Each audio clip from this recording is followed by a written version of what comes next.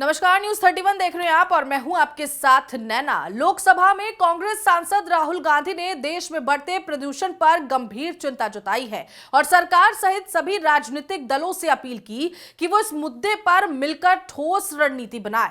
उन्होंने कहा कि अगर अभी कदम नहीं उठाए गए तो आने वाले वर्षों में देश के स्वास्थ्य, पर्यावरण और अर्थव्यवस्था पर इसका गंभीर प्रभाव पड़ेगा। सदन में अपनी बात रखते हुए राहुल गांधी ने कहा, प्रदूषण का मुद्दा बेहद गंभीर है। ये सिर्फ दिल्ली या किसी एक राज्य का मुद्दा नहीं है, बल्कि पूरे देश के स्वास्थ्य और पर्यावरण से जुड़ा संकट है। हमें एक दूसरे पर आरोप लगाने की जगह मिलकर समाधान ढूंढना होगा।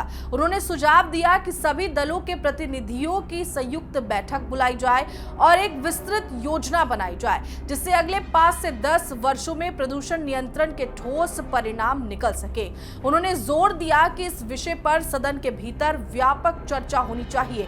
राहुल गांधी का कहना था कि हवा में जहरीले पदार्थ बढ़ने, नदियों के लगातार प्रदूषित होने और कचरा प्रबंधन की असफलताओं को देखते हुए ये समय है कि राजनीतिक मतभेदों से ऊपर उठकर देश की जनता के लिए दीर्घकालिक समाधान तैयार किए जाए। उन्होंने कहा कि प्रदूषण एक राष्ट्रीय समस्या है। उत्तर भारत में हर सर्दी के मौसम में हवा जहरीली होती जा रही है। कई शहरों के AQI दुनिया में सबसे खराब श्रेणी में पहुंच जाती है। जल प्रदूषण और औद्योगिक कचरे से ग्रामीण इलाकों में भी गंभीर स्वास्थ्य जोखिम पैदा हो रहे हैं। राहुल गांधी के अनुसार एक राष्ट्रीय स्तर की रणनीति ही इस संकट का समाधान दे सकती है।